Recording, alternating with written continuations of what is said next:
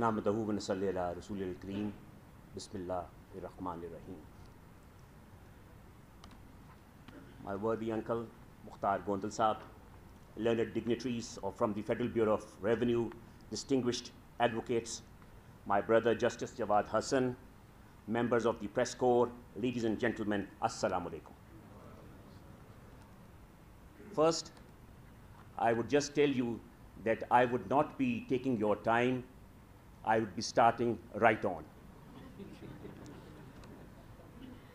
Much is articulated about the benefits of reading and writing. For the writer, it is a significant literary activity that enables him to accomplish a variety of personal, intellectual, occupational, and recreational goals. It keeps alive his urge of learning, discovering, investigating, and findings. It enhances his emotional and mental health.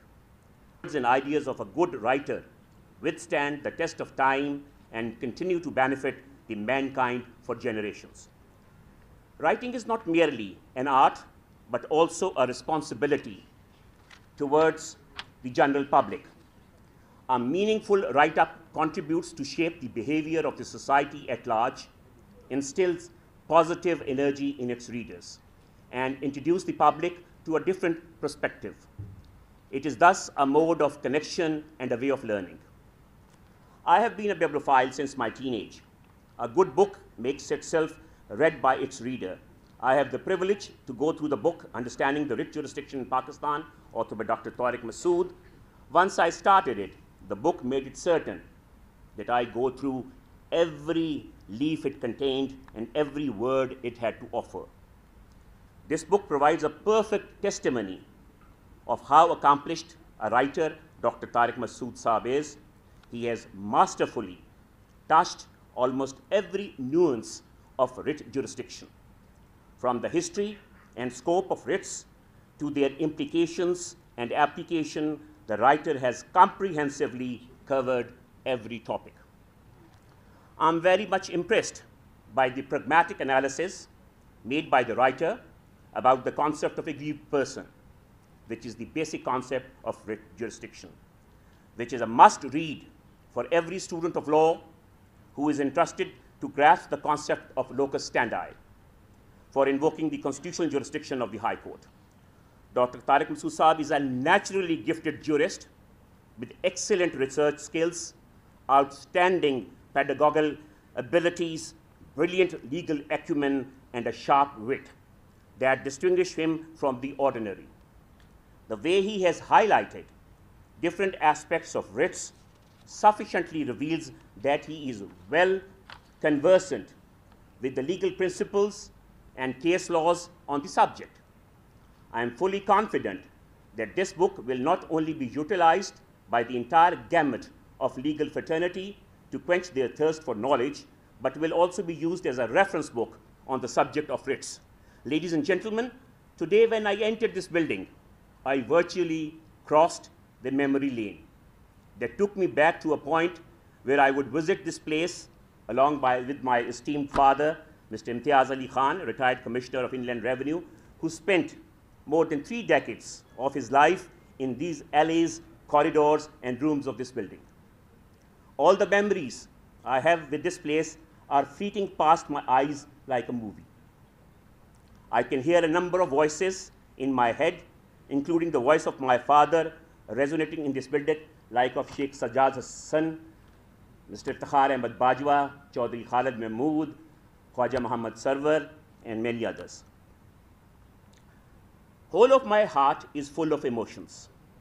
These emotions are evidence of my nostalgic association with this place and those associated with text department whom I really feel. On a lighter tone, when coming from High Court to this building, I just remembered that I was studying at Cathedral High School, doing my O-levels there, and I used to travel on foot on the footpaths of the High Court to the tax office. And I used to come on the first floor. My father was first the SA of Zone 1, then he was the ISC headquarter for the regional commissioner, and I used to sit in the PA's room, and my only refreshment was Shazan, mango, juice, and chips. And I was not allowed to come into the office, and say round about after 30 to 40 minutes, a buzzer came in and used to say, "Is he still sitting there?" And the PA said, "Yes, sir, call him in." So I used to go in, said, "You had your Shazan mango and your chips?" I said, "Yes." "Okay, anything else?" "Go sit down again in the PA's room. When I finished, we will go home." So ladies and gentlemen, these emotions are evidence of my nostalgic association with this place, as I have already explained with the tax department. I wish this department to grow in stature and strength and play an exemplary role in dispensation of justice and economic prosperity of Pakistan. The winds and waters of commerce carry opportunities that help nations grow and bring citizens of the world closer together. Put simply, increased trade spells more jobs, higher earnings, better products, less inflation, and cooperation over confrontation. President Ronald Reagan had made these remarks during his radio address to promote free trade.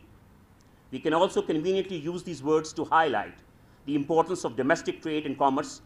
At present, only the economic status of a country determines its overall strength. The easiest way for a state to boost its economic might is creating a congenial atmosphere for the businessmen. That is the reason states compete against each other to improve their business rankings, to attract more investors in their jurisdictions. The World Bank's Doing Business report measures aspects of business regulations and their implications during a business life cycle through 10 key doing business indicators. One of the key doing business indicators is enforcing contracts, which measures the time and cost for resolving a commercial dispute through a local first instance court. And the quality of judicial process index, currently Pakistan is ranked 156th out of 190 economies on the said indicator. Ladies and gentlemen, the incumbent Chief Justice of the Lahore High Court, Justice Muhammad Amir Bhatti, is totally committed to work along various departments of the government to bring long-lasting, substantial reforms in the justice systems of the province. Establishment of commercial courts in the province of Punjab is one of the key reforms initiatives that the Honorable Chief Justice Lahore High Court is very keenly pursuing. This initiative will not only project a soft image of Pakistan, but will also help it to attract foreign investors. The creation of wealth in the society has a nexus with the overall tax collection. The FBR will also be one of the beneficiaries of this initiative, as more investment will make it easier for the Bureau to collect more taxes to be spent on the general masses. Ladies and gentlemen, I am highly honored to be here for a noble cause of the book launching by Dr. Saab, and also having the chance to interact with so many distinguished personalities.